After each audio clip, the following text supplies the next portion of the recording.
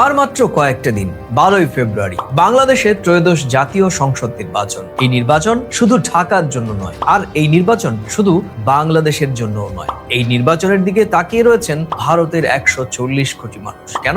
কারণ বাংলাদেশে ভোট মানে শুধু ব্যালট বাক্সে নয়, বরং এটা গোটা পূর্ব উপমহাদেশে রাজনৈতিক দিক নির্ধারণ। এই নির্বাচন যদি বিশ্বাসযোগ্য হয়, ভারত বাংলাদেশের সম্পর্ক যাবে এক নতুন পথের দিশায়। আর যদি প্রশ্ন ওঠে, তবে অভিঘাত পড়বে সীমান্ত পেরিয়ে। আর এখানেই সবচেয়ে বড় প্রশ্ন, দীর্ঘ স্বৈর শাসনের পর বাংলাদেশ কি সত্যি একটা গণতান্ত্রিক যাত্রায় ঢুকছে? চলুন আজ সম্পাদকের চোখ দিয়ে দেখব বাংলাদেশের সুষ্ঠু নির্বাচন কেন ভারতের জন্য এত জরুরি। কেন এই ভোটের ফল শুধু সরকার নয়, বরং রাষ্ট্রের বিশ্বাসযোগ্যতা ঠিক করবে। জুলাই সনদ ও গণভোট, এগুলো কি সত্যি গণমানুষ বোঝেন?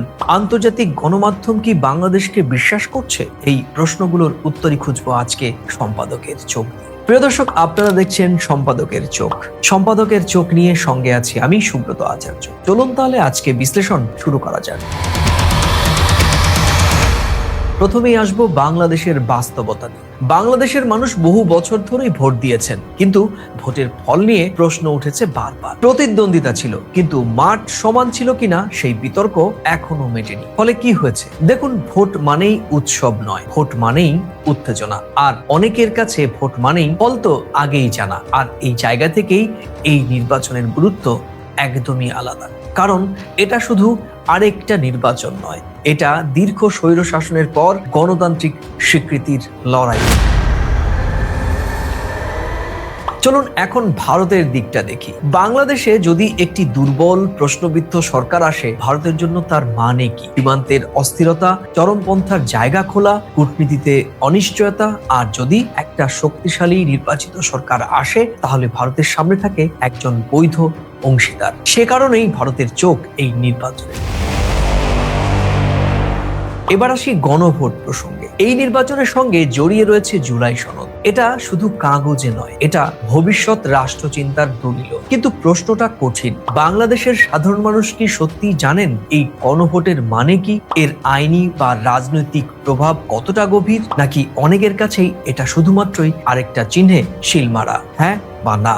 গণতন্ত্র এখানে সবচেয়ে বড় পরীক্ষার মুখে, কারণ ভোট দেয়া নয়, বরং ভোট বোঝাটাই আসল ব্যাপার। এখন বলবো বাংলাদেশের এই ত্রয়োদশ জাতীয় নির্বাচনে আন্তর্জাতিক দৃষ্টিভঙ্গি। দেখুন, বিবিসি, রয়টার্স, এই মিডিয়াগুলো বাংলাদেশের দিকে তাকিয়ে রয়েছে, কিন্তু তারা ফল দেখছে না আগে, তারা দেখছে প্রতিক্রিয়া। ভোটের দিন শান্তি থাকবে কিনা, ভোটের পর ফল মানা হবে কিনা, রাষ্ট্র কি সহনশীল আচরণ করবে?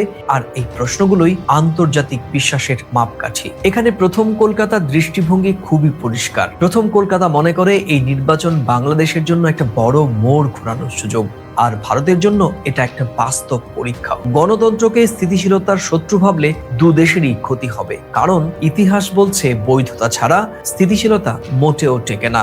শেষ করব, 12ই ফেব্রুয়ারি বাংলাদেশ শুধু ব্যালট বাক্সে সিল দেবে না, বরং বাংলাদেশ ঠিক করবে ভোট কি আবার বিশ্বাসযোগ্য হবে কিনা। আর সেই উত্তরের দিকেই চুপচাপ তাকিয়ে রয়েছে ভারত, তাকিয়ে আছে আন্তর্জাতিক মহল। প্রশ্ন একটাই, এই নির্বাচন কি বাংলাদেশের সত্যি গণতন্ত্রের পথ ফেরাবে, নাকি ইতিহাস আবার বলবে সুযোগ ছিল, কাজে লাগেনি? আর এই প্রশ্নটা মাথায় রেখেই আজকের সম্পাদকের চোখ শেষ করছি।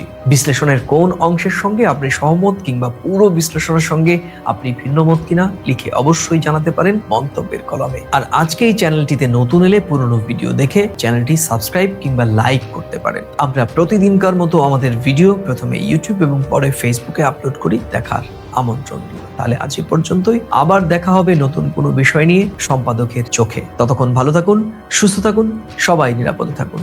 নমস্কার।